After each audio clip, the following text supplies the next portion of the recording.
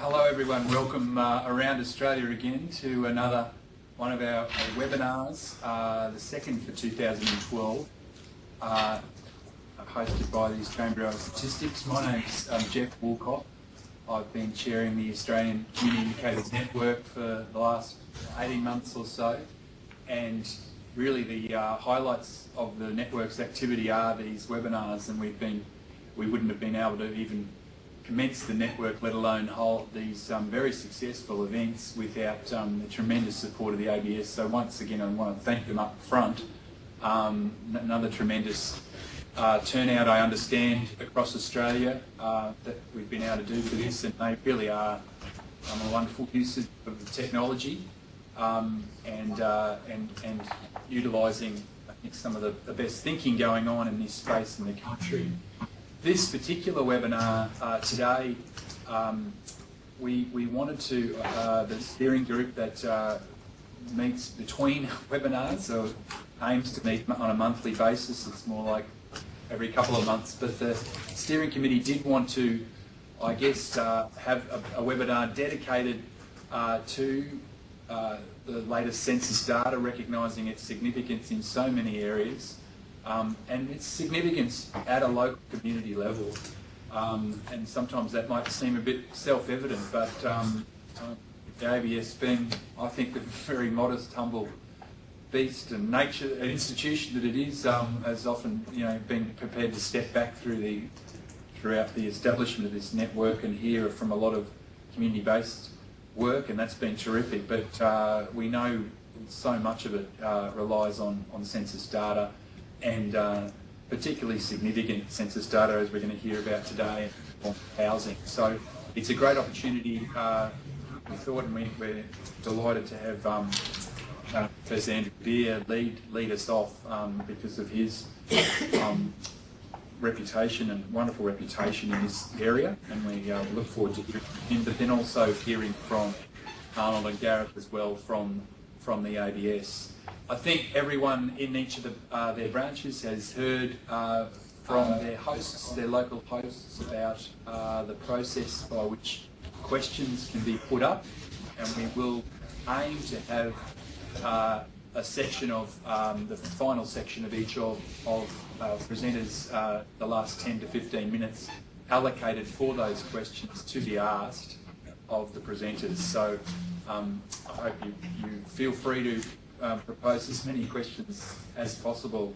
As you know, the format you can see from the program and your reply to the invitation has those two presentations that I've already mentioned from Andrew and then from Gareth and Arnold,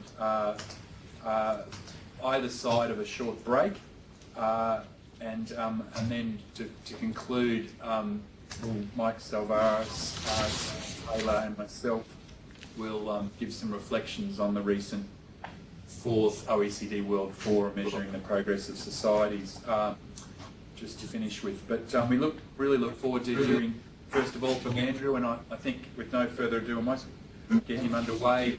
You've seen the longer biography of Andrew's on the flyer that was promoting this event, so I won't bother reread it, but for those of you who weren't aware, Andrew is Geography and Environmental Studies at the University of Adelaide and a Director of the Centre for Housing, Urban and Regional Planning at that university, and has a long history in research in urban issues in metropolitan and non-metropolitan Australia, and particularly around urban economic development.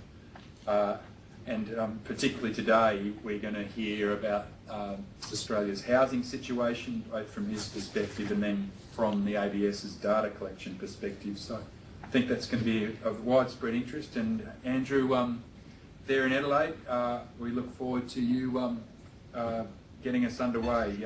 Thank you very much. Thank you very much, Jeff, and thank you very much for the invitation to come and speak today. What I want to do today is talk about a research project that the group I head, was involved on at the beginning of this year. So we actually came to an end on this work around June and July, which is important because in many respects, anything to do with this topic is already out of date, having been 4 or 5 months old, and after 4 o'clock today will be even more out of date when the 2011 census data on homelessness is released. So please bear that in mind when I talk to you about a historical piece of research which is all 4 or 5 months old. So one of the things I would say is that I want to talk today about a project that we have already completed, but also a piece of work I think we'd like to do into the future, which looks at this issue again, not using the 2006 data, but using the 2011 census data. I also want to talk about the general context of housing in Australia, and I know many of you will be familiar with housing in Australia in a very detailed way, but I just want to draw out a key debate and a key set of issues. In particular, I want to talk about the work of the National Housing Supply Council and their argument that there's a chronic undersupply of housing in Australia at the moment, and their argument and its implications for where that undersupply has found expression, why there's an undersupply, and also how great that undersupply could be. And it's that question around how great the undersupply is that really takes development through the course of this presentation. Then we do that piece of work looking at insights from the census data, and I'll give you some thoughts towards the end about where we really need to be taking this research in an important area of Australian housing. So what do we know about Australian housing? Well, if we go back to 1992, we can think about the work of Chris Paris, his book called Housing Australia, where he argued that at that time Australia was one of the best housed nations on the planet for a number of reasons, one of which was massive investment in new dwelling construction after the Second World War, a relatively affluent nation producing a relatively affluent housing stock, also very effective government intervention both in removing and reducing rundown housing stock but creating a new stock of new housing. The very youthfulness of the Australian housing stock compared to, say, Europe or North America actually made it of better quality because we didn't have many of those issues of damp and cold associated with it, and effective regulation in the Australian building industry since the 1940s, 1950s, meaning that when housing is built in Australia, it tends to be built of high standard, perhaps not often the standard that some people would aspire to, but we haven't had in Australia any of the crises that you see in some other jurisdictions such as New Zealand. We've had the damp building syndrome, which is estimated to cost the New Zealand economy somewhere between $3 and $5 billion, roughly the same economic impact on the New Zealand economy as the Christchurch earthquakes, which I think really brings it home. They have to demolish houses and rebuild them because they've allowed damp to get into their structures, and there's no other way to fix it. So one picture we have is of a relatively high quality housing stock, and as Ross Clare pointed out in 1990, we also have a relatively generous housing stock in that he estimated that by the late 1980s the Australian housing stock had more bedrooms than people in it. So that if you count up the number of bedrooms, obviously you actually have more people than bedrooms. But I think about my own circumstances. I live in a family of 5, 2 parents, 3 children. We only have 4 bedrooms, but you could actually count the study at the front as another bedroom, so 5 for 5 in that respect. But it's very common, as we all know, to have many households where 1 or more bedrooms is largely unused. And by world standards, that's relatively rare. The National Housing Supply Council, however, since 2007 when they were established, have also brought this into challenge, though, and they've been talking about what I dub here the undersupply thesis. The undersupply thesis is an argument that they've put together in this rather spectacular graph which comes from their 2011 publication.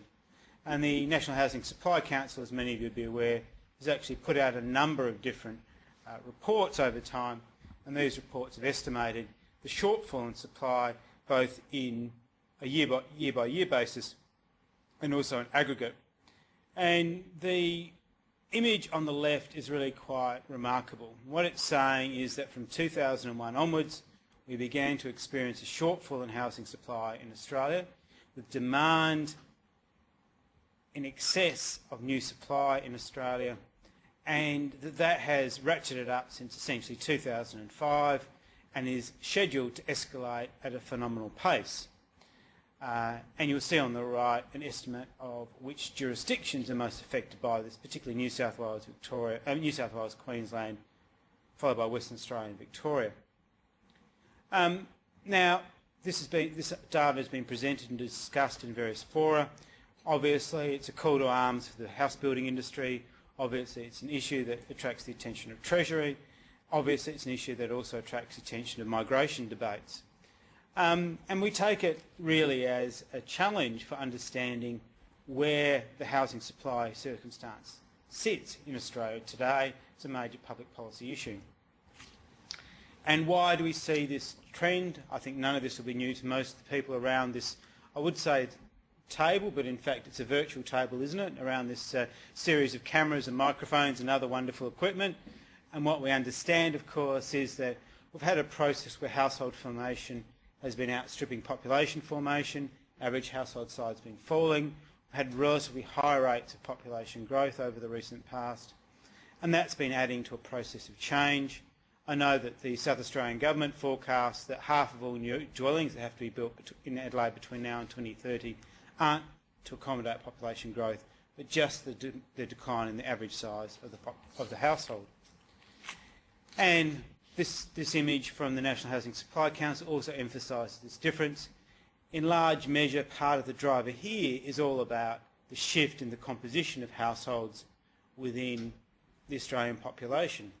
So it's households changing composition, demand changes, and so the traditional algebra, if you like, of housing supply and demand in this nation has changed.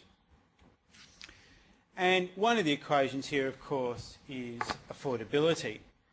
It's argued by the National Housing Supply Council and others that one of the reasons why demand and supply are out of step is simply because the price of housing, but in particular the price of land for housing, has got out of control, and rate of growth in that area has actually exceeded rate of growth in earnings, so that you'll see various forecasts from groups such as Demographia, etc., showing that Australia has, by their measure at least, some of the least affordable housing on the planet.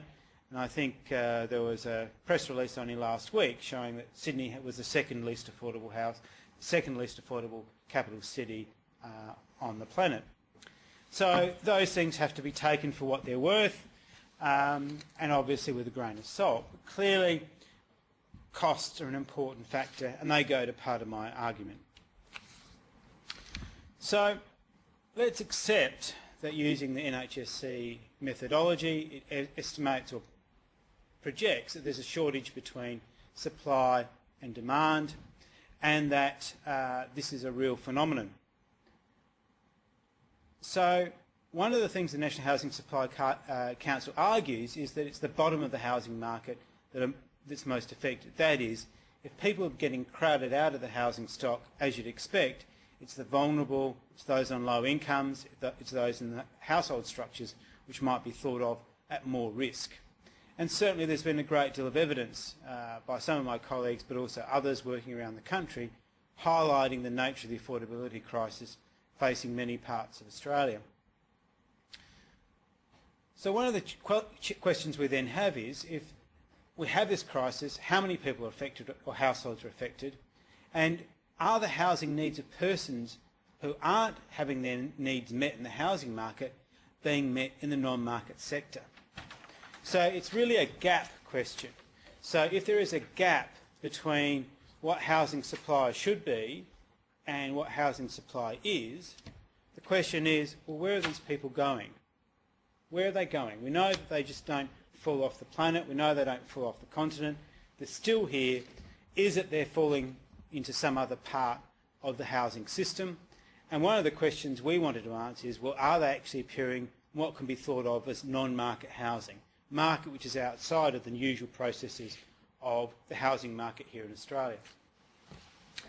So, who are non-private residents? Well, the households resident in non-private dwellings are in some instances representative of the general population. You, me, anyone sitting around this webinar could in fact end up in non-private dwellings for either a shorter or longer period for a whole host of reasons.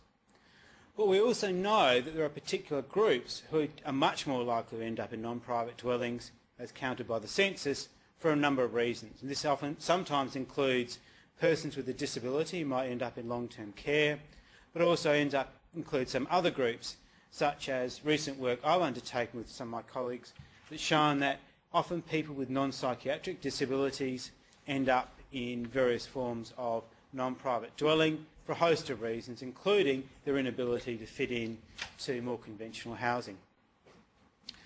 There's also been recent debate about the impact and importance of international students in non-private dwellings, and if you follow media reports, you often see the fire service, for example, expressing their concern about not illegal boarding houses being established without adequate fire controls. So you take a small apartment, you put up 4 curtains, and all of a sudden you can accommodate 20 people. That's the sort of argument that goes. And I was recently doing some work around homelessness and local government. One of the local government officers in Victoria was telling me that she works near Monash, and not only do they have illegal boarding houses, they have a process of hot bedding, so that your shift might go from, in your bed, might go from 8 p.m. through to 3 a.m, then they kick you out and someone else moves in. Clearly a very extreme form of alternative housing accommodation in Australia. So what I want to think about is what are the forms of non-private dwelling, and I put up here some of the forms that are evident both in the 2001 and 2006 census that we can identify. And let's bear in mind, of course, that not all of these are particularly important for this question. For example, if you look sort of midway down this chart or this figure, what you see is that boarding schools are counted as non-private dwellings, but we're not arguing here that anyone staying within a boarding school is necessarily forced into that circumstance through a lack of adequate accommodation. So what are the key trends within non-private dwellings? Well, between 2001 and 2006, there was actually a 13% increase in persons enumerated in non-private dwellings at the census, a rate well above the Australian population growth rate of 1.4%. But we think this is likely to be a combination of a number of factors, including the ageing of the population, ongoing housing affordability problems, and the marginalisation of some groups, including potentially the marginalisation of international students and other groups. But we'll drill down on that in a little while. One of the other key points is while the number of persons residing in non-private dwellings increased over that intercensual period, the number of dwellings actually decreased. And there were substantial decreases in some of the key types of non-private dwellings, including boarding houses, private hotels, hostel for the homeless, and night shelter refuges. And critically, these represent housing options for those unable to access the private rental market. So we're working on the assumption that people who end up in these forms of accommodation might, under other circumstances, have been resident in the bottom end of the private rental market, but have now been crowded out and forced into the non-private sector. And this figure simply shows what I've just told you, 13.4% increase in the number of persons, roughly a 2% decrease in the number of dwellings or number of units.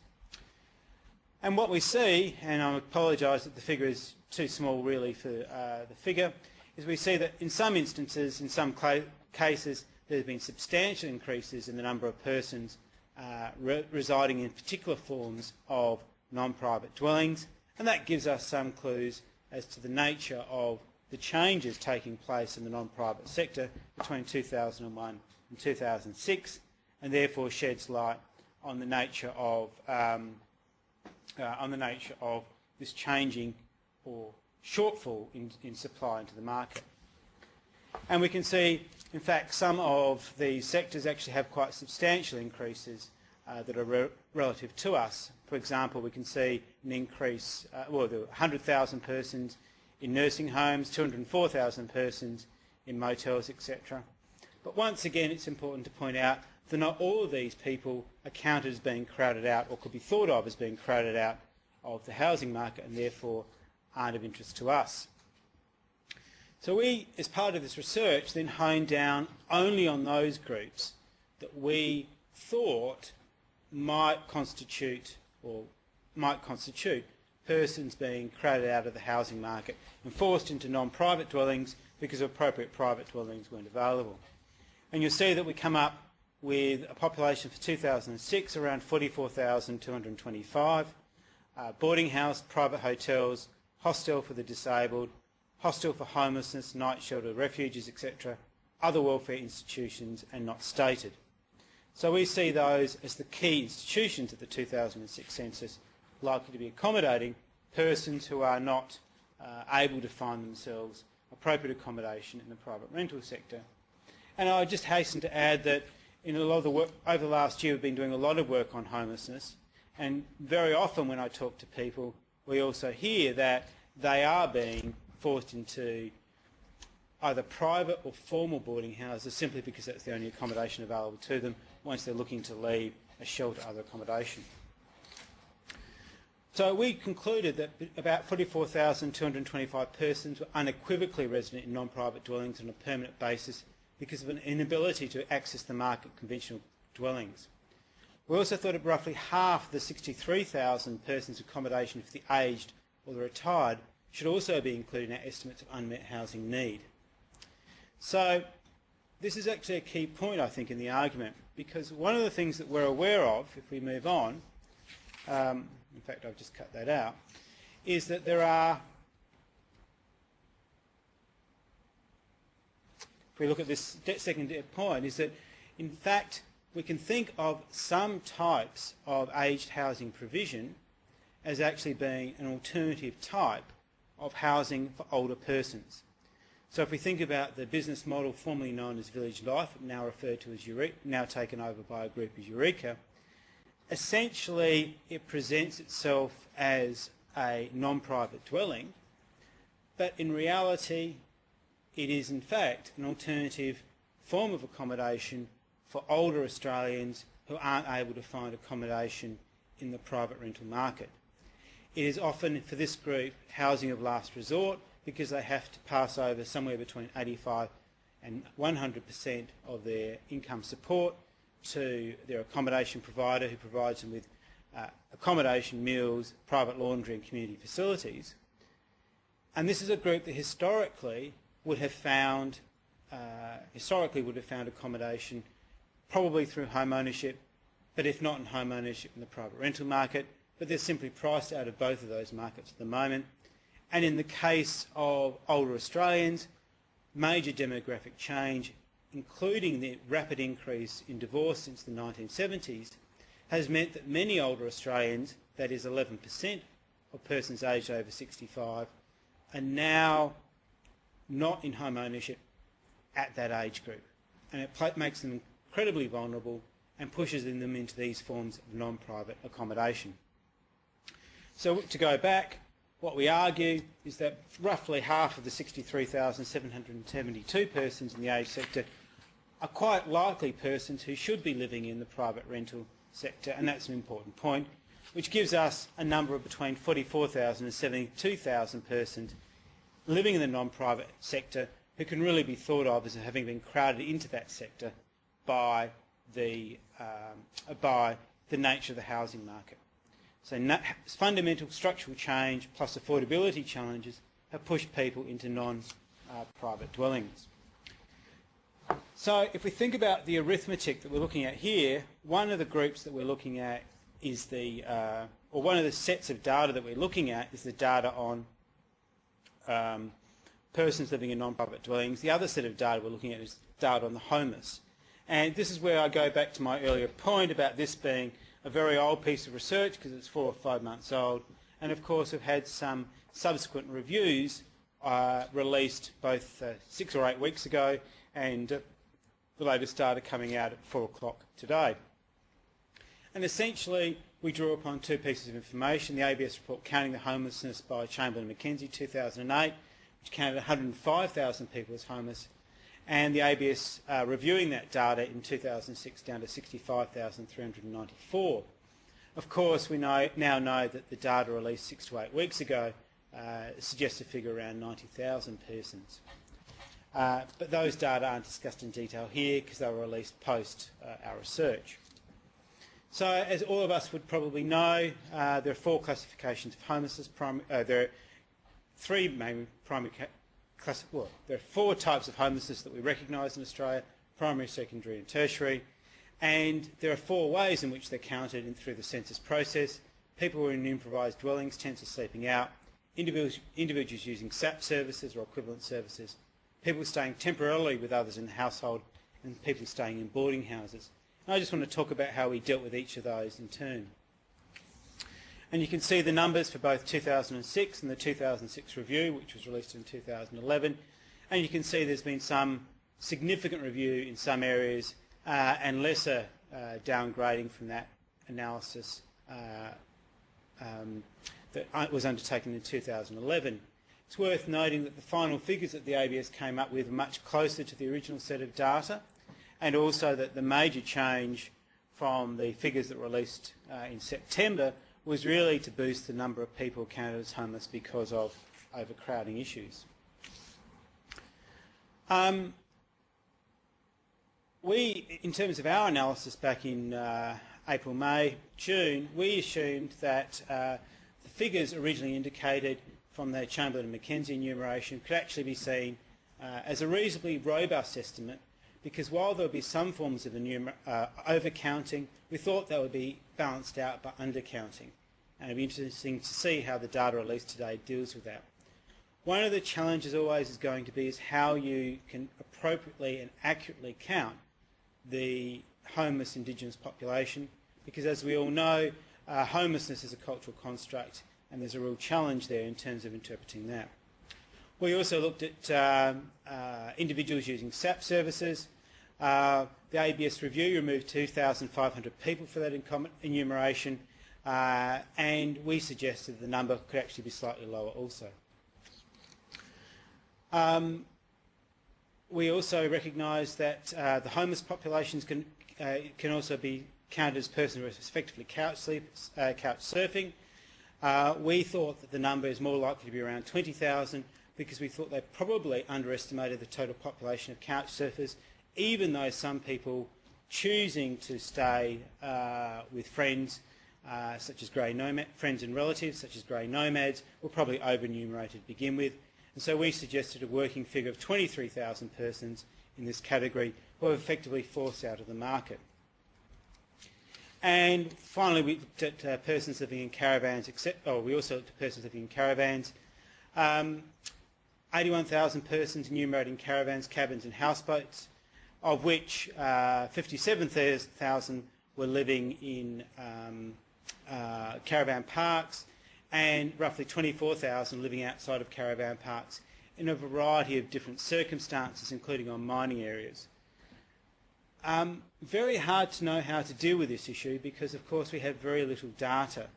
I can know from personal circumstance that I've had a friend who lived on a houseboat on the Murray, and she could only have been counted as homeless. But there's a question about choice there, there's a question about how people understand this. In many respects, the whole questions around caravans and caravan parks really does understand, really brings into question our understanding what adequate housing supply is. I guess what we can say, however, is that in some clear instances, some individuals are clearly forced into this form of accommodation when they would choose other accommodation if it was available at an affordable price. So they need to be counted out, counted within our enumeration of those forced into unsatisfactory housing circumstances as a result of housing market conditions. We didn't look at people in boarding houses because they are included in the other component of our research, and also persons in temporary lodging accommodation were excluded as well because they are included in our earlier count of persons living in non-private dwellings. So in terms of the homeless population, our estimate of the number of persons whose needs aren't being met in the homeless, within a homeless population whose needs aren't being met within the private market comes in at around 60,000 persons, looking at a baseline of 100,000 persons in total. So that's important in that we don't think that every homeless person is forced into homelessness because they can't have their needs met within the private rental market, but we are arguing that roughly 60% of people who are currently homeless are forced into homelessness because their needs can't be met within the private rental market. And that's something we can debate, but I draw everyone's attention to the reality of the number of persons who are homeless with a psychiatric disability. And that's one of the key issues in terms of influencing our thinking. So, to add it all up, what we concluded was that the 2006 census, between 167,000 and 135,000 persons were unable to meet their housing needs via the conventional housing market. And this is between 40,000 and 72,000 persons enumerated in non-private dwellings, and the remaining 60,000 essentially enumerated as homeless persons of the 2006 census, and roughly 36,000 residents in caravan parks whose accommodation was one of forced position rather than necessarily a choice that they've taken. Clearly, this is an issue that should concern us. The fact that that at worst 170,000 Australians, almost 2 MCGs, are people who aren't currently having their housing needs met, should really concern us all. It's a different problem to the problem of homelessness, and it's a problem that reflects structural conditions rather than the normal array of issues that we come to discuss when we consider homelessness per se. This is about fundamental failure within the housing market, we think. And to a certain extent, if I can go back all the way, I think it gives truth to the argument, or lends truth to the argument, put forward by the National Housing Supply Council that we are on a rather ugly upward curve in terms of a shortfall between supply and demand. In fact, our estimate is higher for 2006 than the estimate produced by the National Housing Supply Council because of the process we went through. The reality is that most Australians today remain remarkably well housed, have a surfeit of accommodation, there's a growing second home, third home, fourth home sector, but there is this group within the Australian housing sector, or the Australian housing market, who simply aren't having their needs met, and it's a challenge for all of us, governments, the community sector and the public at large. Thank you very much. Thank you. Okay, we've got some questions, Andrew, that's come through. Got one from Canberra. States much of the National Housing Supply Council work is based around the average household size and expectation that this will decline in the future. Can you comment on the reasons that average household size remained the same between 2006 and 2011? Economic theory would tell you that in a period of high house price affordability, one of the things you'd expect is that rates of household formation would slow. We've probably also seen a major structural change in Australia with an accelerating rate of participation in higher education. It's a goal that 35% of all 25-year-olds will have some sort of degree by 2020. So both of those processes would have acted to slow the rate of new household formation at the youth age. We might also have seen that high house prices have kept some of the larger households together and stopped them from fragmenting as well. Okay, thank you. Got another one from Brisbane. Do you feel your evidence arguments on rising aged persons' housing vulnerability has been heard by the aged care industry in Australia? I think it's been heard by some sectors of the aged care industry. As a group, over the years, we've done quite a bit of work in older people and their housing. And certainly the not-for-profit sector is aware of this issue and is working hard to try and find a range of alternatives. But that said, they often struggle simply because of the cost pressures they face, and they often talk about the problems of planning systems, etc. So I think it's a major issue. Personally, the data I presented today isn't as robust as I would like it to be. I think it's still very exploratory, and I think it's one of the issues that would deserve much greater examination, both using the 2011 census data but also some primary data collection. We talk about Village Life and Eureka, but we know that there are other providers out there. And unfortunately, there's this spectrum between fully independent aged housing and what in some respects is just a new form of nursing home. And where each of those providers sits along that spectrum is very grey, and we need to do more work, not necessarily me or my group, but as a society we need to do more work to try and understand what that is and what the threshold should be. And that would certainly be one of the pieces of further work we're going to look to do into the future. Okay, thank you. We've got a question from Adelaide. Is there ongoing data compilation of occupancy in local communities, frequency of shifting, explanation or evaluation of moving clauses? Does this influence the capacity to accommodate people safely?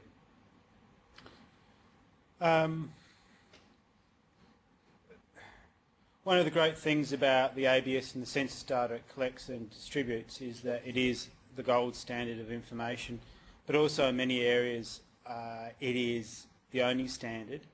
There are other sources of information on movement and occupancy rate, but they all tend to be much less reliable. They tend to be much less reliable because they're often episodic in their data collections.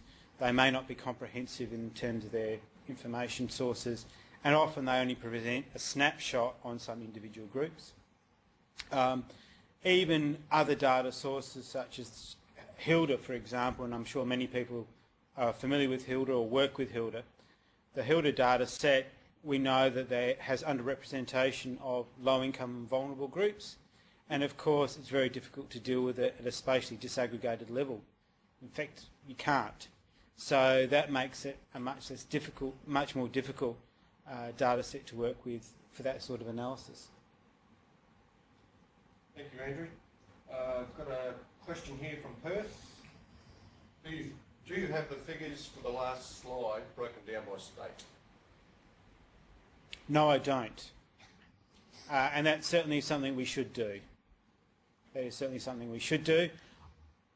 Off the top of my head, you would imagine that it would probably replicate the distribution that we see on the NHSC slide that's currently still up on the screen. But it may not, because I am somewhat surprised that Western Australia isn't much more prominent, and that prominence probably has grown between 2006 and 2011 with the ongoing growth in the mining industry. Okay, thank you. We've got another one from Canberra. Some of these changes over time in the number of people in non-private dwellings due to ABS collection methods, better enumeration of NPDs in 2006? What are NPDs? Non-private dwellings, sorry, yes, okay.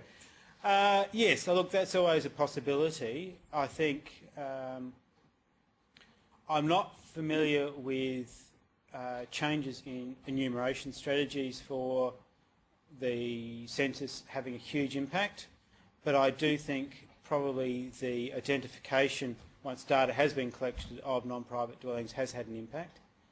I guess the other thing I'd draw your attention to from the earlier part of my discussion is that we know the number of non-private dwellings actually fell, so that suggests that an increased effort in terms of data collection didn't skew the results. What we're seeing is actually more people occupying those existing non-private dwellings at a higher level. And what does that tell me? Off the top of my head, it tells me that those places, those non-private dwellings, are on average either becoming bigger, or those non-private dwellings are now at a much greater occupancy level than they were in the past. And I think both of those are probable outcomes, and so I think it's the combination of the two that's had an impact. We have to recognise that housing affordability pressures are reshaping the housing market. And just to tell you an anecdote, I was running another workshop in Sydney, and in Sydney, as part of the planning system reform process to get more affordable housing built, they're allowing everyone to build what used to be called a granny flat. It's now referred to in the planning literature as an accessory dwelling unit. And so everyone now has the right in New South Wales to, as a right, development approval for an accessory dwelling unit or granny flat. And in many parts of Sydney that's worked very well, but in one part of Sydney, particularly in the west, out towards Bankstown, etc., some people have worked out how they can work their way through the regulations so that they can build an accessory dwelling unit that looks a hell of a lot like a boarding house. 60 or more people in this accessory dwelling unit. And they've worked their way through the regulations. You know, if you know that old housing stock on quite large blocks, they can get many, many people living on those units. So we are having change in our housing stock, and I think it's been reflected in this enumeration of non-private dwellings. Thanks, Andrew. Got another question from Melbourne. What are your thoughts from research with the state government placing faith in transitioning people into private rental, both from public housing tenure and from application lists? Look, I think that's a very complex question. I think one of the issues is for many people who are transitioning into private rent or moving into private rental housing, it's a question of providing with adequate supports. That's known, and in many instances governments are taking action to do that. Whether they sustain them in that support for long enough is the issue, because often once the period of support that's provided to them is taken away, they then fall out of that tenure and become evicted. We also know that people in the private rental sector live in very precarious housing, are forced to move often, are really at risk of eviction. So it is not the best outcome. For many people who are living in the margins of Australian society, some form of social housing is by far superior for them. Some of the research we've had published in housing studies demonstrates that. Moving into secure, affordable housing improves their sense of well-being, improves their mental health in particular. Thank you. Another question from Canberra. What are the critical top 3 issues to focus on using the results of the 2011 census data? I think for me, as a researcher, the top question is let's get this count right, let's make it more robust, and let's see if we can then publicise that result so we become more aware of what the nature of this gap is or the size of this gap is.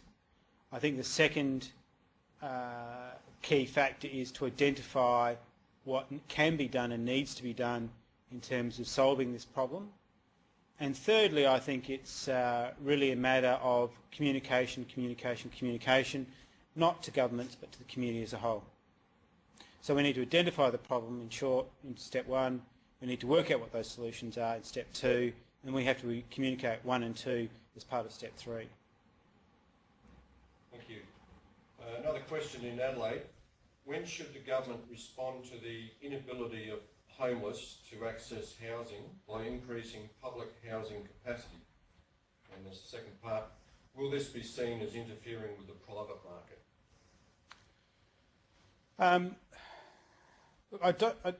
To answer the second question first, I don't think it will be seen to be interfering with the private market, largely because the homeless population really has such a marginal attachment to the regular private market. We know across the country vacancy rates are low and have been very, very low for a very long time. And so many of the people who are rough sleeping in particular have very little engagement with the private rental market. And I guess the distressing thing about this piece of work is showing that more and more people are being pushed into either rough sleeping or one step removed from rough sleeping, secondary homelessness, because of affordability and other challenges. So I don't think increasing the supply of social housing, public rental housing, will have a negative impact on the private rental market, and in fact may make that private rental market operate more efficiently, because what it will do is it will take the risk premium out of the letting process.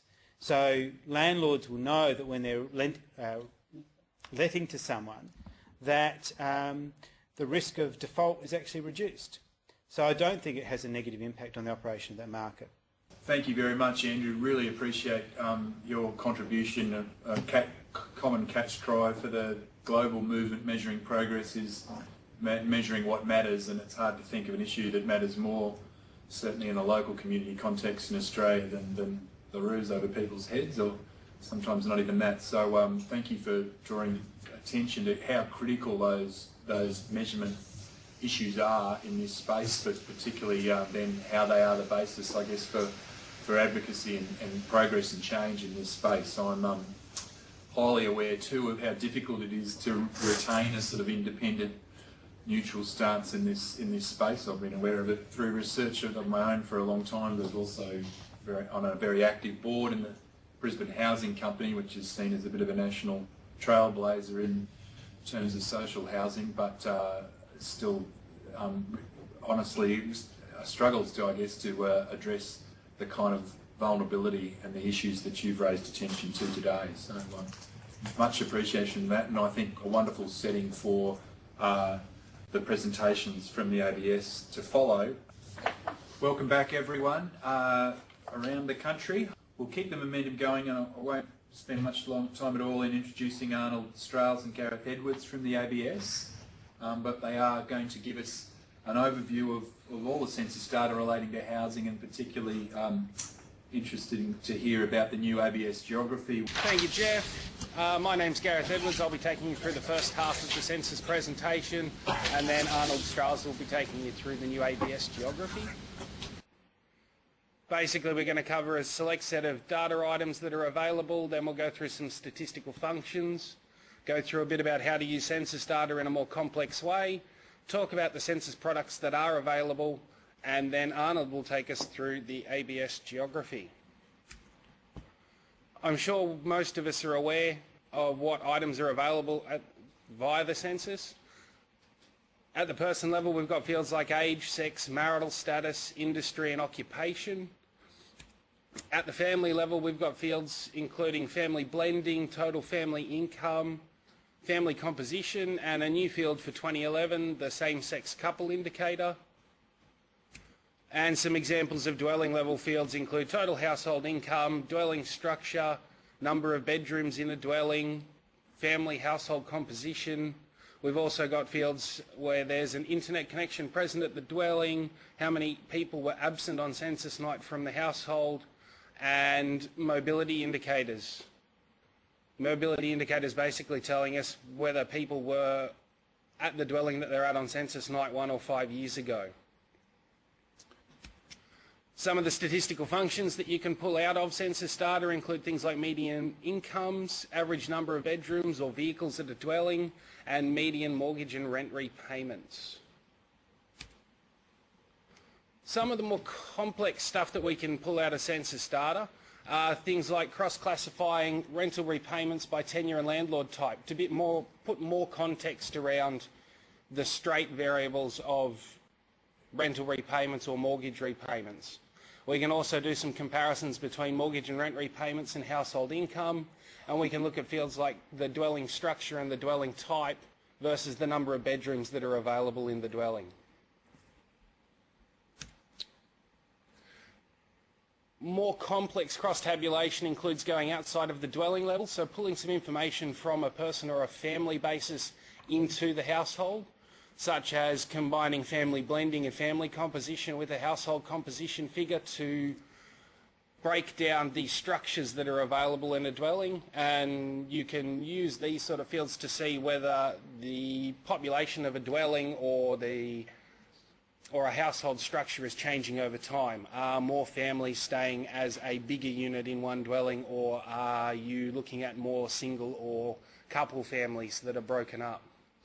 Other things we can do are looking at family income by household income to see what proportion of income in the household is coming from a family structure as opposed to teenagers or boarders or people staying for a set period of time. You can also have a look at the number of usual residents by the number of bedrooms, which is a fairly simple way of looking at whether or not we have enough accommodation available in a household or a dwelling. Some of the very detailed analysis that we can provide go into housing utilisation, a la the Canadian National Occupancy Standard, which is quite a well-recognised standard for working out household overcrowding. We also provide figures on the proxy occupancy standard, which is used in place of the Canadian National Occupancy Standard in some countries.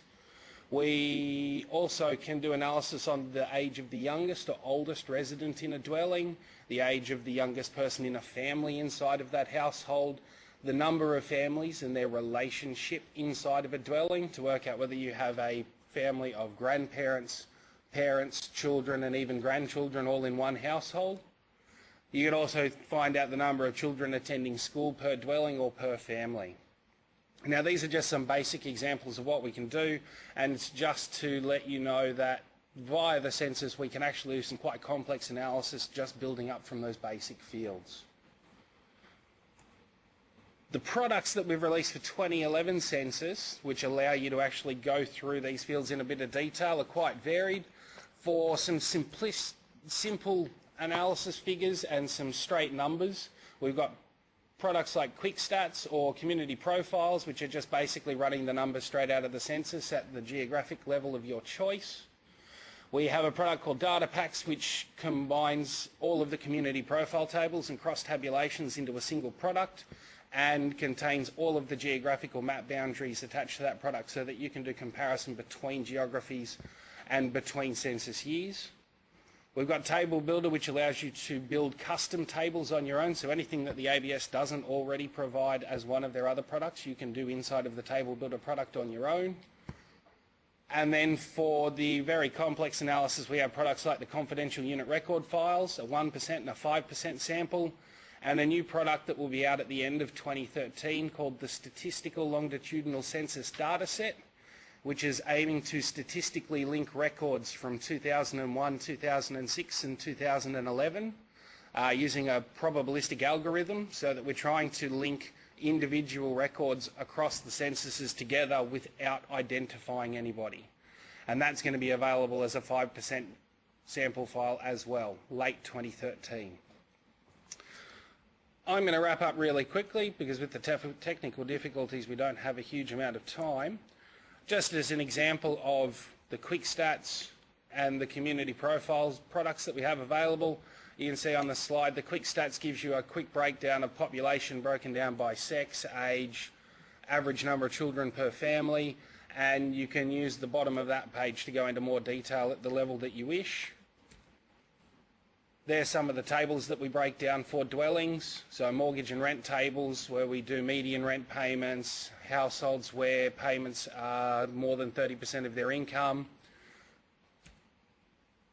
This is an example of what's available in a community profile or a data pack. So this is a more complex cross-tabulation where we've combined the tenure type and landlord type versus rent repayments and dwelling structure. And for those tables that aren't available through those products, this is the Table Builder product which goes into detail and allows you to cross-classify your own field. So you could choose anything you like out of the census and put those two fields together into a table. Now I'll hand over to Arnold and he can take you through the changes in the ABS geography. Okay, good day everyone. I'm just going to do a quick, simple run through the geography, so it can be a long story, but here we go.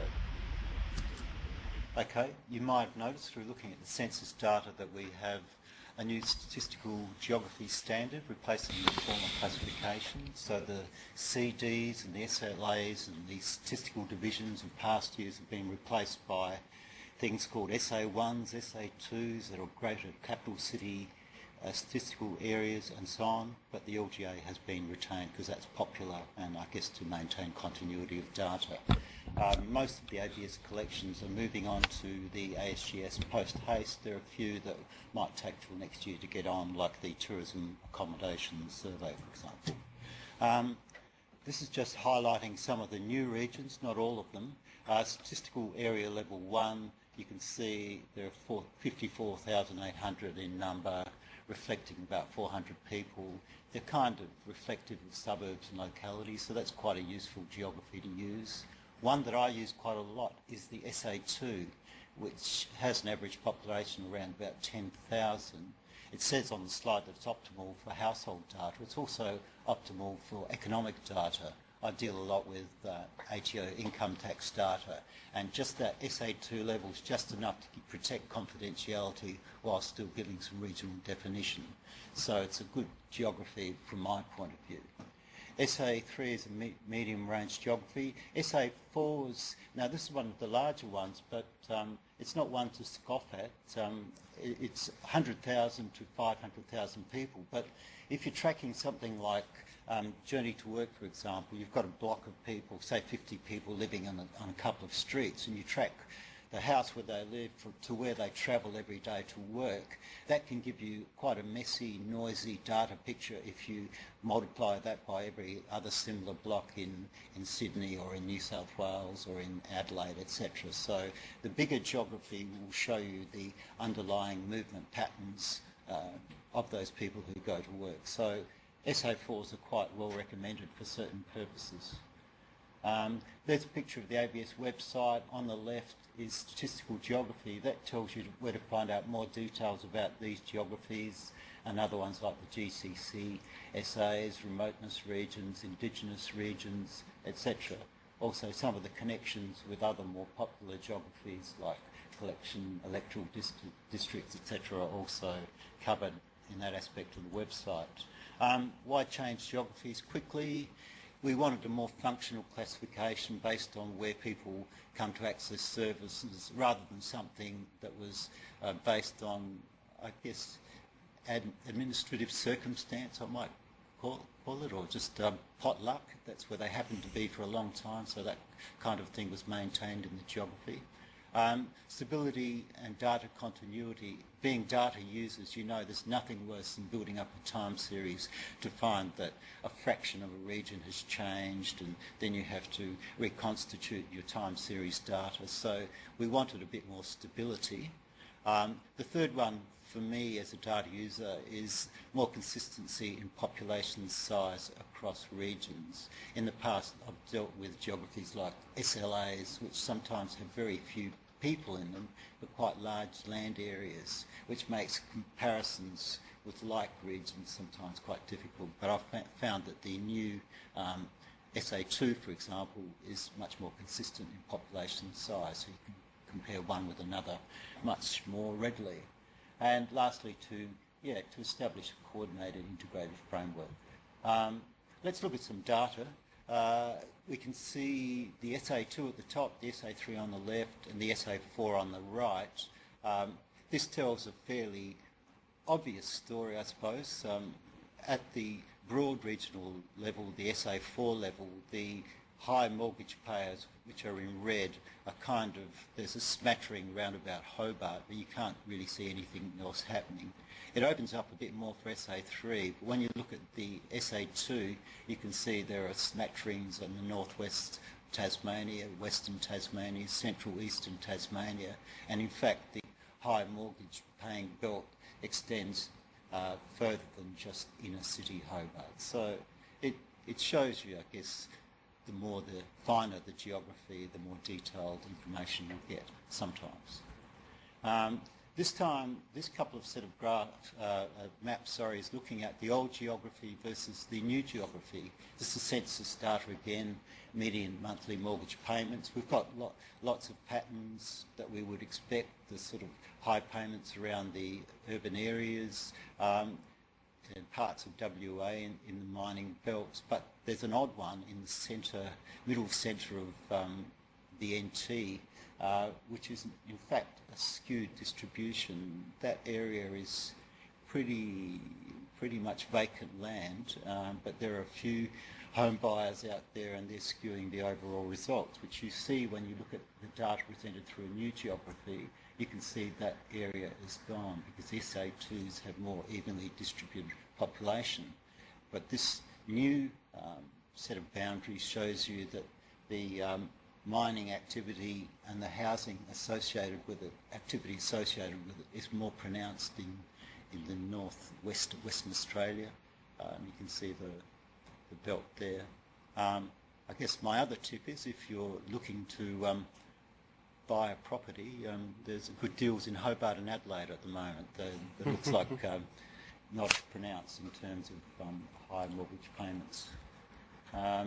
This is not from the census, but I thought I'd show it to you anyway. This is shows building approvals in Armidale, WA, again an SLA, over a 6-month period. And you can see it appears to be experiencing a building boom of 500 plus new houses approved.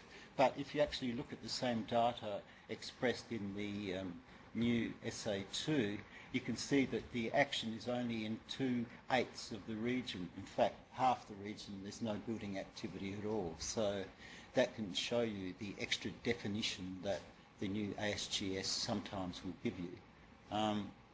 So apart from that, my tips or advice for you are to select statistical geography on the ABS website and explore further. There are lots of interesting things there. One that I use a fair bit is the correspondences. So if you've got other geographies, like if you're mainly using postcode-based data, you might be able to convert it to the new ABS geography so you can overlay it or somehow interface it with the census data.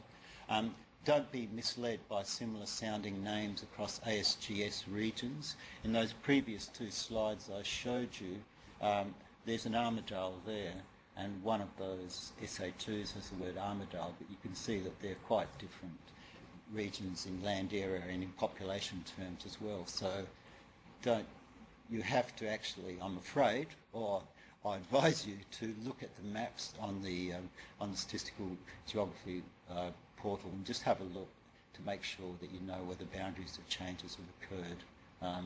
Otherwise you might be making your judge statements or rough analyses that won't quite cut the mustard. So that's about all I have to say. Okay. Thanks, Gareth. Arnold. We've got a couple of questions here. First one's for Gareth from Brisbane.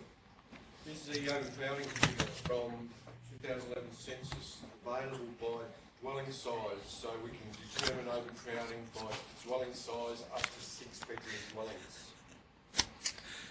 Good question. The short answer is that we could build a table that was based on, say, the Canadian National Occupancy Standard, and then cross-classify that against the number of bedrooms in that dwelling.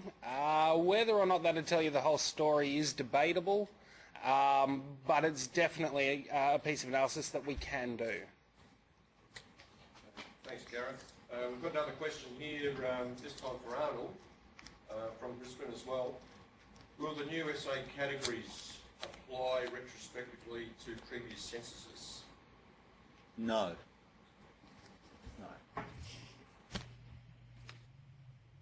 Okay, that's a short answer. Thank you.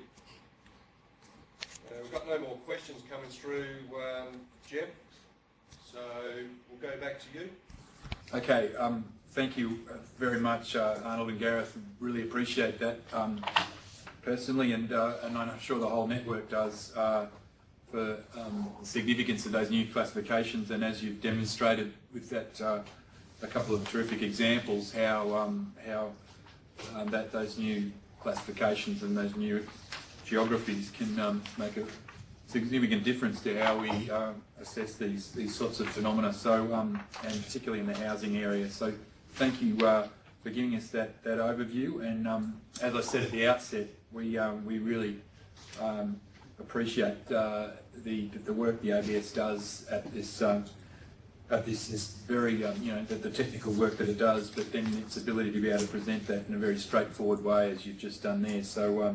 Thank you for that, and I'm sure there will be some more questions, and we've got the process by which, when this webinar is posted on the forum, that there's still an opportunity to ask further questions of Gareth and Arnold. So we'll look forward to that.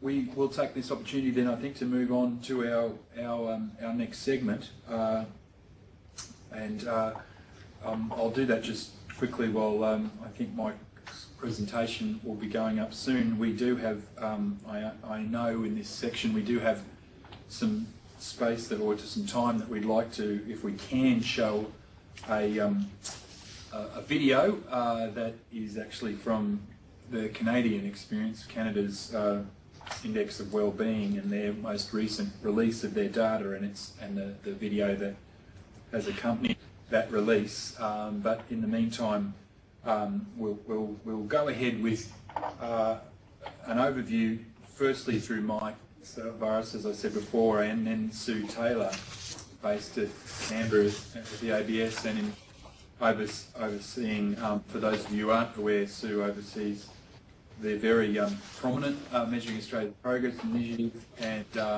one that's got certainly plenty of attention at the World Forum in Delhi.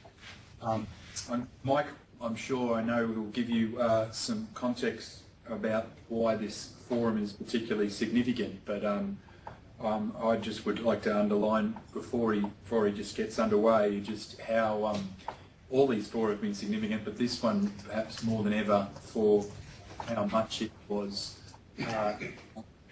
picking up on so many significant global trends and global themes, not just about measuring well-being, but indeed how we understand and value notions of what is progress right across the world. And I'll leave it to Mike, and then Sue has some also, Sue Taylor will also have some slides that she will be drawing on. I won't be, but I'll maybe come back to me for just a short reflection before, again, we have some periods of some questions as well. So, Mike, if you're ready to go ahead, please. Ready to go, Chairman Jeff. Well, good afternoon, everyone. My thanks as well as Jeff's and everyone else's for this great turnout, and to the ABS for making it possible. I'm going to speak for about 5 minutes and then ask Sue and Jeff, as he said, will make some concluding remarks. We're going to speak about the importance and the outcomes from the 4th Global Forum on Measuring the Progress of Societies, which has just concluded last month in New Delhi after the 4-day conference. I'm going to look at the overall importance of this globally and the development of it over 8 years, as I've been associated with it since it started in Italy in 2004. Sue's then going to have a quick look at some of the key messages and future directions coming out of it, and maybe Jeff, in your concluding remarks, you might like to say something about the implications for community indicators. I'll briefly refer to that, but perhaps you could go into it in a bit more detail. So very quickly, a little bit of background. This is probably the most important conference globally for people working in this whole area of how we measure progress, what progress means, what indicators we use, and how we involve citizens in the process. It started out, as I said, in 2004, initiated by the OECD, and it's very interesting to me as someone who's been at all 4 of the conferences. They are now very large scale, drawing about 1,500 people from all over the world. The last one in New Delhi, I think, had about 1,000. The one before in Busan in South Korea, 1,500. And what has been most interesting to me, and I think to others, Jeff's been to quite a few and Sue has as well, has been the development and the shift of the themes, if you like, from when it started, where it was primarily looking at statistics as a tool for policy making. That was the theme of the first conference in 2004. And then in Istanbul in 2008, and again in Busan and reaffirmed in New Delhi, the focus has shifted much more to the question of, well, what is progress? How do we measure progress? We have to first of all understand what it is, and that has to be a community process as well as a statistical process. So what is most gratifying to me, I guess, given my background in human rights and applied community wellbeing, is to see the importance that is being given increasingly to the community and democratic input, to not assuming that we know what progress is and it's only a technical question of how to measure it. So that first slide that we just put up there was taken from the Busan conference in 2008, and I thought it was important. It's from the Secretary General of the OECD. I thought it was important because what it says clearly is that we need to think about new visions for what progress is. And we need in this task to involve citizens scientists and researchers and policymakers and leaders. So it's not simply a case of statisticians or policymakers. It must have that community involvement. Next slide, please. So if I look back on the progress of these conferences, I think you can say that this has become a global movement. I wouldn't have said that maybe 2 or 3 years ago, but there is now a global movement at many different levels, and the ABS has been tracking that through its now fairly globally famous international map called Indicatorland, which looks at the way these projects have developed at a local level, at a regional level and at a national level. And there are hundreds and hundreds. And if you've been at this conference in New Delhi, it was very exciting to see how many different countries are now embarking on redefining progress, how many community projects there are, how many regional projects. So I think that quotation summarises it. The 7 key lessons, I think, would now be widely agreed, and I put that up in a paper that I gave, but I think that paper reflected a lot of other discussion and thinking and reports over many years. Firstly, the lesson is that GDP is not an adequate measure of progress.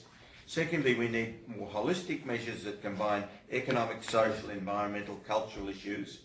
Thirdly, we need to include subjective and qualitative aspects of well-being and not just quantitative. In other words, how people feel is quite important and not simply the statistics about mortality or health and so on. It's important to recognise that it may not be a problem of measurement so much as a problem of the model of progress. Even though we are conceding that we need better measures of progress, the question is we need a model of progress that is about equitable and sustainable well-being. Now, I won't go into all those. You'll be able to get them off the slides when, and you already have copies of them there. But a critical message now recognised very widely, as I said before, is that it's a civic process, a democratic process, as much as it is a statistical redefinition. Next slide, please. And the thing that I commented on in the paper that I gave at the conference was that we are now getting towards a point where there are a number of issues and processes converging towards a new model of progress that seems broadly agreed, and we'll call it equitable and sustainable well-being. And those models in that rather clunky diagram of mine there, I'm not very good at the design of diagrams yet, I haven't mastered the program. But on the outside you see environmental change, global inequalities and the global financial crisis, all having an impact, if you like, in getting us to rethink notions of progress that were primarily built around GDP. And there are a number of movements that I think are quite excitingly converging from different directions. There may be the model of GNH, Gross National Happiness from Bhutan. There's the redefinition of progress led by the OECD. There's the UN's work on sustainable development, and there is the redefinition of Millennium Development Goals, and there is the continuing issue that the World Health Organization has led about redefining, if you like, health as holistic health. So all of these things are converging. Next slide. And particularly at the New Delhi conference, these domains here, which the ANDI project, the Australian National Development Index project, is focusing on, are more or less replicated in Italy, Germany, Mexico, Canada, France, Thailand, Bhutan, the UK. All of those gave presentations at this conference. So it's very encouraging to see that although there are differences, there are also some critical and important convergences. Next one, please, and then I'll conclude on that. Citizen progress measures as a reassertion of democracy. That point was made in a number of presentations. Final one, please. So before passing on to Sue, I'll just point out that it's well worthwhile having a look at the presentations from that forum. There were hundreds and hundreds of papers, and you're sure to find one that you're interested in. From my perspective, as someone who's worked a lot with the community and community indicators, it's been good to see that issue forcing its way up the agenda. It wasn't there at all in Palermo in Italy in 2004. It's now recognised by the OECD, the UN, the Stiglitz Commission, that it is a community issue, and the community indicators and local level indicators and the engagement of citizens in them is a vital task both for democracy and better policy making. And finally, that reference there, if we get time, we might be able to look at that excellent presentation from Roy Romano from Canada, but if not, there is the reference, and I do encourage you to have a look at it, because in a short presentation it encapsulated an awful lot of the history of measuring progress and the importance and the links between national measures of progress and community-based measures and local government-based measures. There is a really important link developing. Thanks very much. All right. Well, thanks everybody. What I thought I'd do was just use the slides that Martine Durand presented at the summing up session at the end of 4 days in Delhi. 4 really interesting days, and you know, I think Jeff and Mike and myself would say it was a really worthwhile trip. A lot of very good papers, some patchy papers, but I think it's fair to say it really moved the discussion on in many ways. So to sum up, and this might reflect some of Mike's key messages as well, Martine felt that there was some very strong momentum building, and that the Delhi conference was helping to perpetuate that momentum as well. As Mike said, the indicator land map got a fair few showing in quite a few presentations. And the thing is, it's just so useful in showing you just an indication of the plethora of activity that is going on at various levels. So locally, nationally, regionally, and we know this through the network, there's a lot of interest in this, and internationally. And across all countries of the world. So this was an OECD organised conference, but certainly the participants there were not restricted to OECD countries. And I think the fact that there were so many people there from developing countries really enriched the conversations and discussions. Martine's comment as well was that we're seeing, well, certainly from the OECD's perspective, increasing convergence in our understanding of well-being. Now, that was an interesting comment, because there's a colleague from Stats New Zealand there who'd come from an economics background, and he actually thought it was quite divergent. But, you know, Martine's been there for quite a long time, and I think she's seen measuring progress develop over the years, and from her perspective I can well and truly appreciate that she is seeing convergence. Convergence, of course, though, doesn't mean that we're all doing exactly the same thing, and one of the important things is that we need to be close enough to be able to allow international comparisons, but you need to have capacity in there for countries to be able to adapt for their own purposes as well. We're also seeing a common language for discussion. I think there's still a bit of greyness over some of these terms, though, and I think well-being is sometimes interchangeably used with subjective well-being, and that can be interchange with the term happiness, etc. So I think we've got a bit of tightening up in terms of our terminology that we use, but I think the fact that we're having these discussions actually means it is becoming clearer. And what was very interesting, I think, through the numerous presentations we saw, and this just reflects the convergence, is that how many similarities there were in the well-being domains that were being presented by the various countries. And again, even though there's similarity, there's still national priorities being reflected in some of those domains and measures as well. Martine also pointed out some of the areas in which we've made specific progress in terms of measurement over the last handful of years, and she mentioned a number of projects specifically. And I think it just is good to see that, you know, not only are countries actually trying to grapple together with, you know, what progress means, but there is some actual quite detailed work going on in the measurement space. And the OECD obviously has a lot to do with some of this work as well.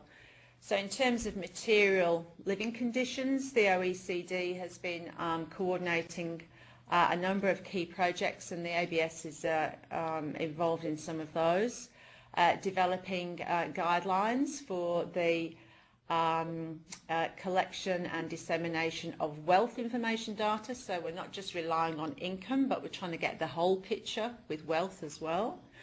And we're also looking at the view of inequalities and distribution from the household national accounts work, because of course one of the key criticisms from Stiglitz et al. Is that when you're looking at GDP from the national accounts, you don't get a sense of distribution and inequality. So this is some work aimed at looking at that. In terms of the quality of life, progress has been made on a number of fronts as well. The OECD is developing guidelines on how to measure subjective well-being, and I'm part of the working group on that.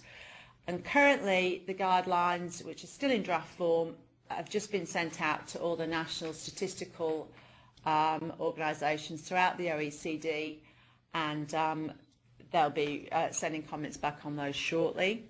The UN time use survey guidelines and classifications have also been developed, again, to try and ensure some consistency with countries who are using such surveys. I don't know much about the non-fatal health outcomes, so I can't really add anything beyond what's mentioned there. In terms of environmental sustainability, because of course that's really an important component of how we look at progress in Australia, because the environment's one of currently our three domains. The system of economic and environmental accounting has basically received UN authorisation, and it's up there in terms of standards with the systems of national accounts. And what it tries to do is to take account of the value of various aspects of the environment and incorporate those into an accounting framework, thereby giving them some more importance. So those are the achievements, and there was recognition, though, that there still are some challenges facing us in terms of measuring progress, and some of them are around conceptual challenges and some around measurement challenges. And these themes were quite well represented at the forum. So governance has emerged as a fairly a key area that we need to address. Interestingly enough, in any of the literature, the recent literature around the success of the MDGs, the Millennium Development Goals, and looking forward to the development of the Sustainable Development Indicators and the Rio Post-20, there's a recognition of the importance of governance in terms of a lack of can really hinder countries in terms of achieving their development goals. Now, it's a fairly new and emerging area from a statistical point of view, so there's all sorts of questions around how do you scope this, what does it include, how do you go about measuring it.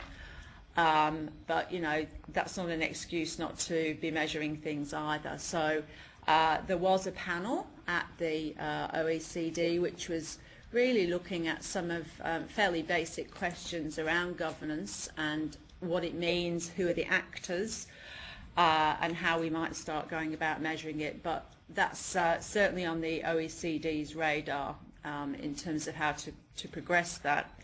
From an Australian point of view, this is going to be a key area for us as well. We're actually putting out our MAP consultation report on November the 20th, so that's very exciting. That's next week for us. And one of the key things that we'll be reporting back on in that report is that in regards to MAP, we'll be moving from 3 domains, which currently are society, the environment and the economy, and we'll be having a 4th domain, which is around governance. So as you can imagine, we were very interested to be included in these conversations with the OECD. So keep your eye out for 20th of November. And for those people who are in Canberra, we'll actually be having an NSS seminar within the ABS on Tuesday the 27th as well, in which we'll be launching the report. Back to the Delhi conference, though, a couple of the other areas in which we identifying some challenges around social capital and social cohesion, and the built environment and people's mobility. Again, coming back to the MAP report, the built environment was flagged to us through our consultation as a key missing element in our current approach. And given that the majority of Australians live in capital cities, I think it's a fairly important thing for us to have a look at. The second arrow there talks about challenges around measurement, even where the concepts themselves are clear. So Martine listed a number of them there. And I'd particularly like to mention mental health, because that came up in a few people's presentations sort of time after time, and the importance of that. I'll just skip through a little bit. She then identified the geographies at which it was important to be able to do analysis, and of course this surely must be speaking to people in this group. Most people are here because you have an interest in Australian community indicators, and I know it must be quite frustrating, the challenges that you have around getting hold of data at the geography in which you're particularly interested in. So OECD does recognise that there is a keen demand for that kind of information. We also picked out some of the key population themes as well, or population lenses through which you might look at data. So gender is a key one. You might look at well-being across the life course, and of course in different countries there are different minority groups to look at as well. There was a call for more research. I won't read all these out. These are obviously in your notes. Lord Richard Layard was there from the UK, who's a well-respected economist who's very interested in, I think, measuring happiness as a basic outcome, the outcome of all these various aspects of well-being. So he was adding his little bit in there really, and talking about how we can use well-being measures and subjective well-being measures to think about cause and effect, causal mechanisms. So really there was more of a call to arms to continue the work and to continue the research, and to think about why are we all doing this. And Martine talked about a virtuous cycle. I'm not sure if this is the last slide or next to last slide, but she was basically saying that in terms of measuring well-being and measuring the progress of societies, it's critically important, first of all, to create awareness and knowledge amongst people, amongst the community, and then in turn to have that impact on people and governments' behaviours and decision-making processes. So the whole thing should become circular and create something that she called a virtual cycle. Sorry, I'm just skipping through because I'm sure we're a bit short of time. Interestingly enough, when she mentioned who are the actors in this, and Mike was talking about, you know, the types of people who attend these world forums, I noted number 3 there, the business sector, because I think they're obviously, you know, a key actor in Australian society and international society, and you'd have to question the extent so far to which they appear to have been engaged, and obviously I think they potentially could bring quite a bit to the table in terms of the work they already do, for example, in assessing social responsibility of their programs. So I just thought it was interesting that they'd been mentioned again in terms of who the actors are. And I think finally, or next to finally, this is the virtuous cycle that Martine was talking about, and you know why we're doing what we're doing. Starting off at the top with the consultation that Mike was talking about, and that we hope we've reflected in our MAP consultation report that comes out next week, and what it should ultimately deliver in terms of better outcomes for communities. So what's next? Well, there's quite a few big things on the international horizon. And I think the key challenge for the OECD is how to work with the UN and other agencies to progress well-being measurement and to bring it alongside and along with the post-2015 development agenda and the Sustainable Development Goals agenda. Now, those two processes there are very closely related but are currently separate processes. I think there is agreement by and large that those two processes actually need to converge and align. Currently they're not. There's some concern they may not. John Hall, who most of you will know, gave us his view, and I think he was quite concerned that the two processes wouldn't align. But even if they do, the OECD then has to think about how it inserts its well-being agenda and its views of progress and societal well-being into these particular large global measurement issues. So I think it's a very exciting time to be in this space. There's a lot of energy around the World Forum, a lot of genuine interest. People sort of hung around. There were long days, but people were there till the end of the sessions just listening to all the various speakers talking. So I'd echo what Mike said, just hop on to the website, try and have a look at some of the presentations. There's some exceedingly good ones, and I'm just looking forward to the work that can be achieved over the next 3 or 4 years or so before the next one. I think we could do quite a bit. Thank you. Thanks, Sue, and I'll be very, and Mike as well, I'll be very brief and just add a few very quick thoughts, and then we might take the opportunity that we've got with a little bit of the time to certainly field some questions, but also to, I think if we can, use the technology to show that video from the Canadian Index of Wellbeing.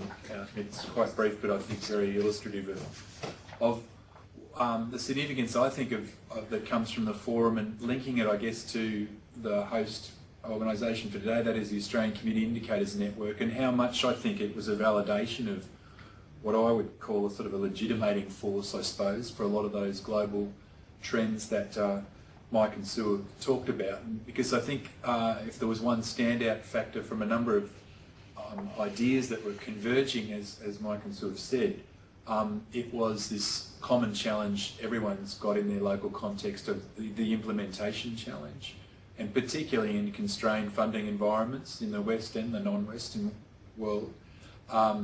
The onus is even more, I guess, on the capacity of local communities to pick up that and go with that implementation challenge that is the implementation of measuring what matters, measuring progress. And I think that was very well felt throughout the fora.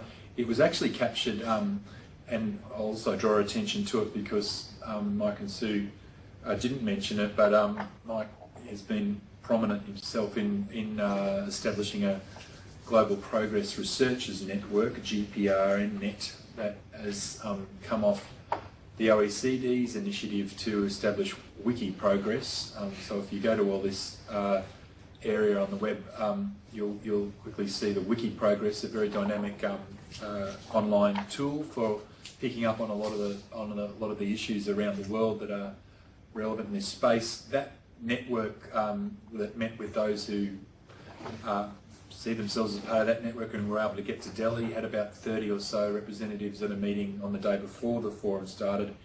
And I think there was a lot of momentum at that. A lot of the issues Mike and Sue have already mentioned, but that really it was about, I guess, trying to broaden that network as much as possible to the point where we, I think we've concluded, perhaps not officially yet, Mike, but that network will be known as the Global Progress Network. Take the researchers specifically out of it and just say that a lot of people interested in this space who are not necessarily in research positions, but very much want to contribute to the thinking.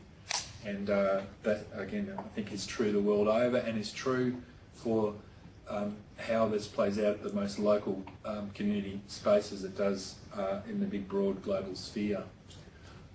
So a lot of us, I'll just sort of segue, I suppose, into, if we can, go back to Melbourne, where I think that would be being shown from the Canadian Index of Wellbeing. A lot of that bridging, or the inspiration story for that bridging between the global progress movement and local community indicators has been the Canadian Index of Wellbeing, and it was timely that it actually was launched the week that followed in Delhi, but it also meant that some of the attention that initiative deserves was able to be shown at the forum itself from the chair, Roy Romano. So if we're ready to, I'm not sure if we're in a position with the technology to go and show that video. Yes? We are. I think we're going to show it, but we're going to do the questions first. This is Frank here in Melbourne. I think we're going to ask a question.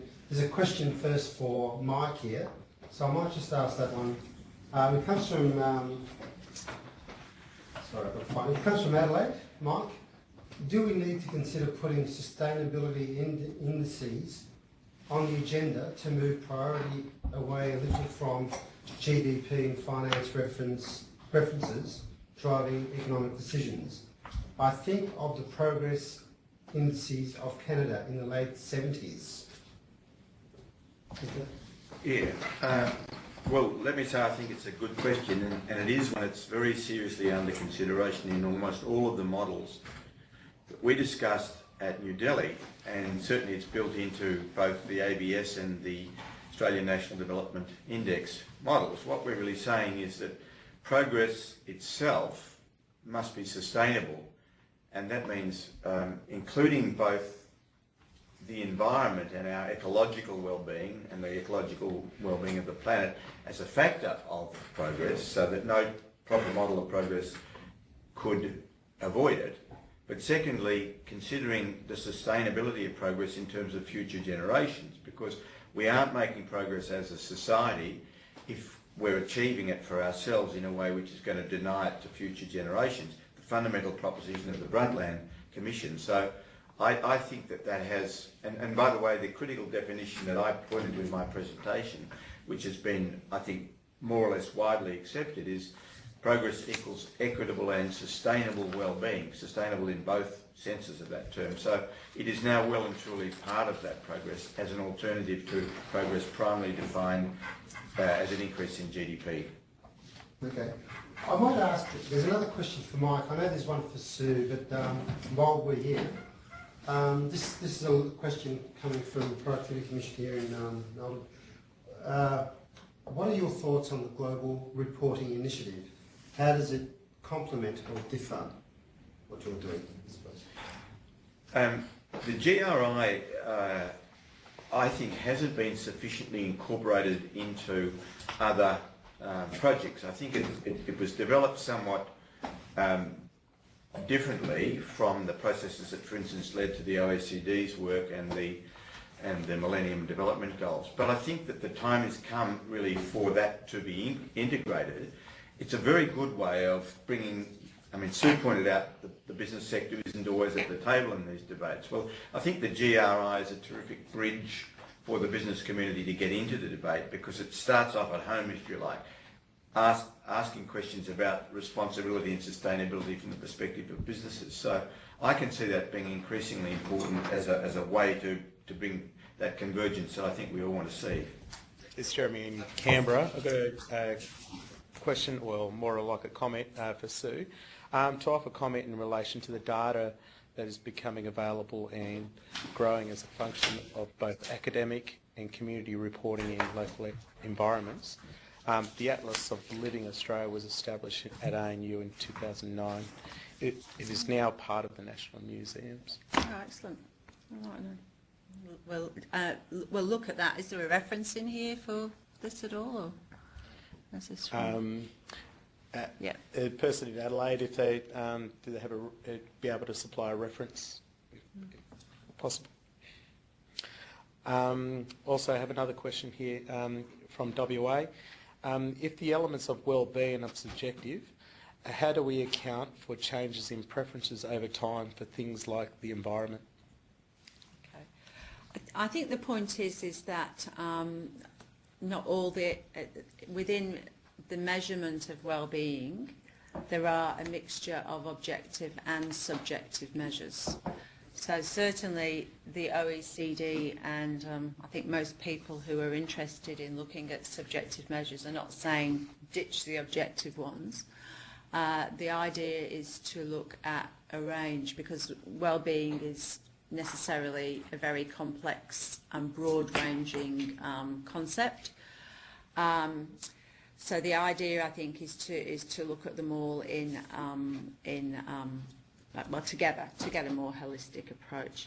I think there are some challenges around some aspects of subjective well-being, and I think you've just mentioned one of them there in terms of changes in preferences over time. But certainly a lot of the academics who've looked at this work and followed it, they've actually and the OECD decided that they provide some reasonably robust measures, especially if they're collected in a obviously in a fairly consistent and robust way. They can provide measures that can inform very well on people's outcomes. And that's not to say there aren't some issues with them, but I think there are probably issues with lots of measures out there as well if you go and have a look at some of the objective ones as well. Just from Adelaide, Sue acknowledged that built environment and mobility have been previously overlooked, and feedback demonstrates that they need to be addressed within Measures of Australia project. Can you please expand on this and how the ABS plans may be addressed? Okay.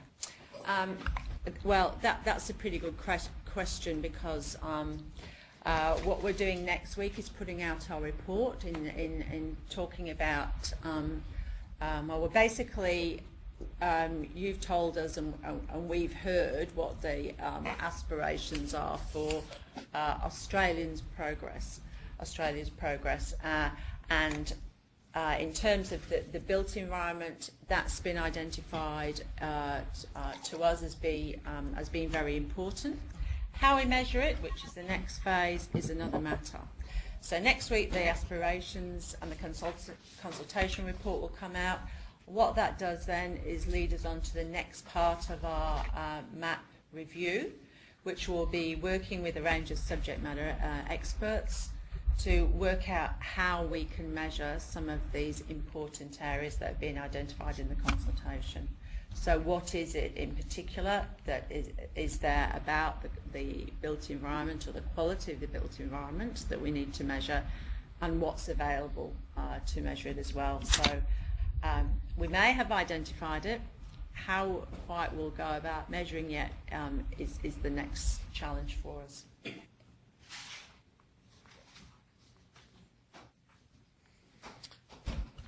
Thank you, Sue. Over to you, Jeff. Well, we are going to try to use our last, I think we've got about 10 minutes of wrap-up time, but I'm going to try to use it if we can to play that video.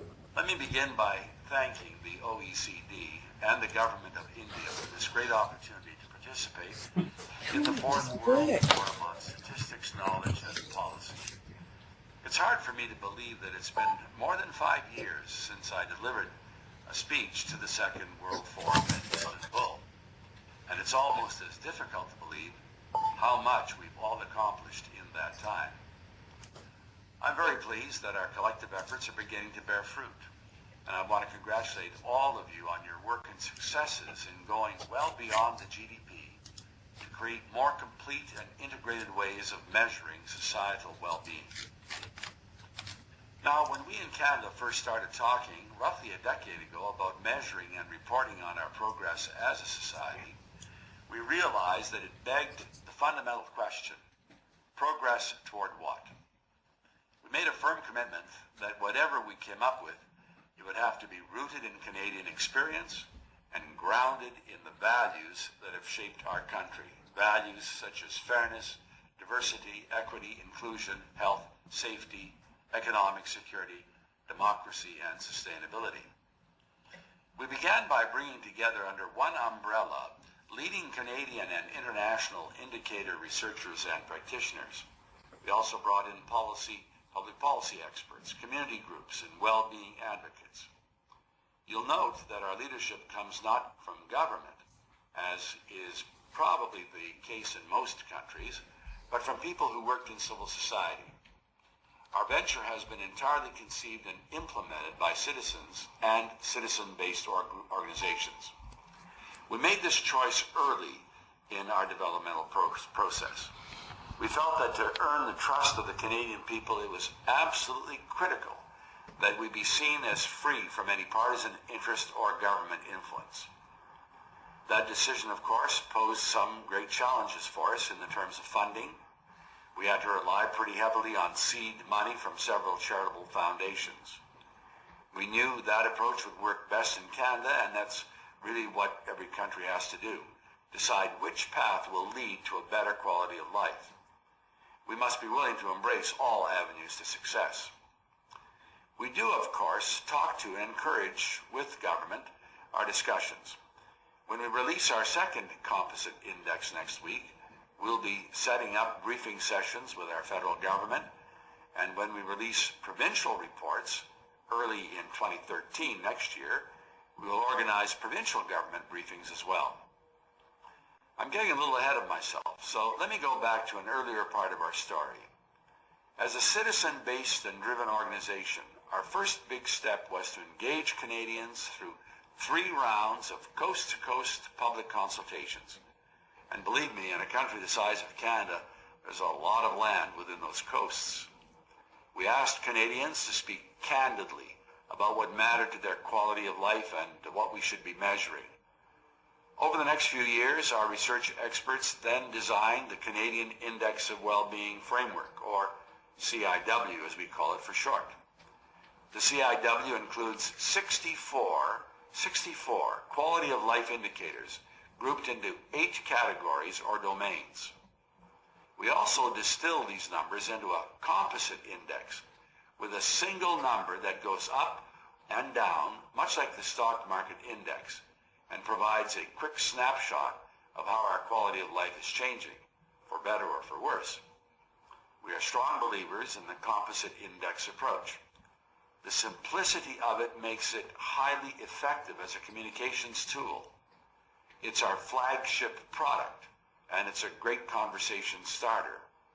Our experts also put together 15 years worth of data with the support of Statistics Canada.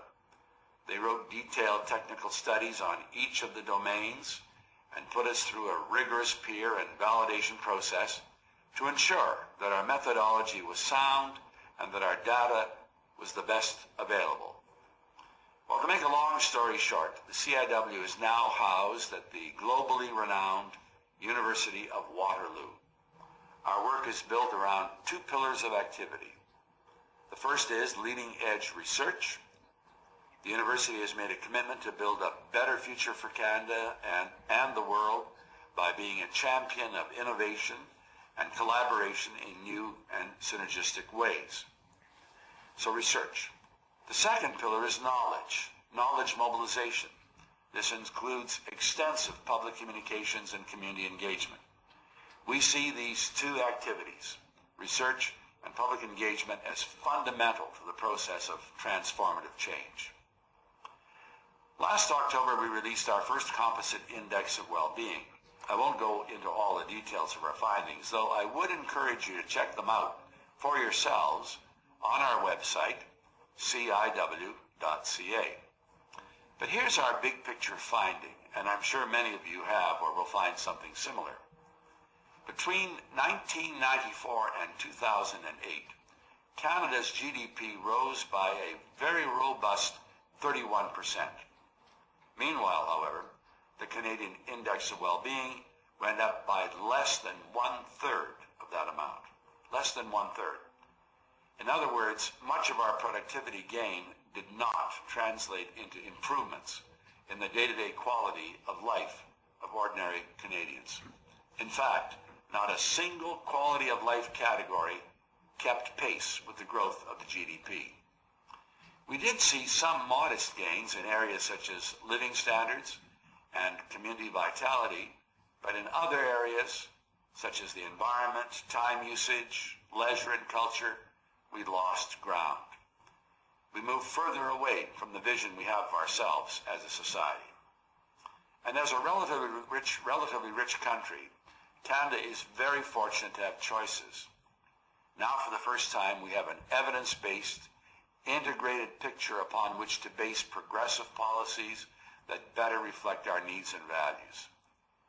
Now more than ever, Canadians are empowered, I believe, to advocate for change and to hold their governments, our governments, accountable for the decisions that they make for us.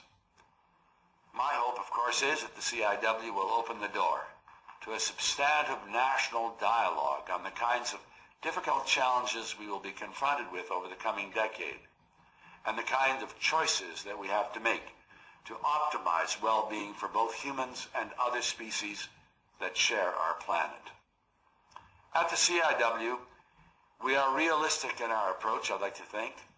We recognize that paradigms shift slowly. Changing the national dialogue and refocusing public policy decisions will take place over time, not overnight. But we're going to do our utmost to speed up the time frame for change within Canada. On the research front, we're planning to expand our data collection from the national level to the provincial and even to the community local levels. We'll also be focusing more on well-being at the subpopulation level, especially for groups most vulnerable to changes. And on the communications front, as I indicated earlier, we will be releasing our second composite index report on October 23rd. We hope that it will once again spark a national dialogue, debate if you will, on how we can improve the things that really matter to people and people's lives. On the community engagement front, we'll be strengthening our links with many other organizations that are also striving to improve quality of life at their community level, their municipal and provincial and regional levels. We are finding strong early interest in our work at the local level, where we're working from the bottom up with community-based organizations. We've already seen a number of municipalities and local groups use our framework to help bring about local change. Over the coming years, we're going to be expanding our efforts at that level because we believe that's where we'll achieve our greatest initial successes. My friends, that in a very large or very small nutshell is where we're at in our work in Canada. We hope that you can learn from our experience as we have learned from yours, and that we can continue to work together to build societies that are sustainable in every way, but offer a better quality of life for everyone. Thank you again for giving me this wonderful opportunity today. I wish all of you the best of luck in your important deliberations, both this week and into the future. Now, but we did think it was important that you saw in many ways what the Australian National Development Index, the ANDI, that Mike briefly mentioned in his presentation, is trying to emulate there in the form of the Canadian Index of Wellbeing.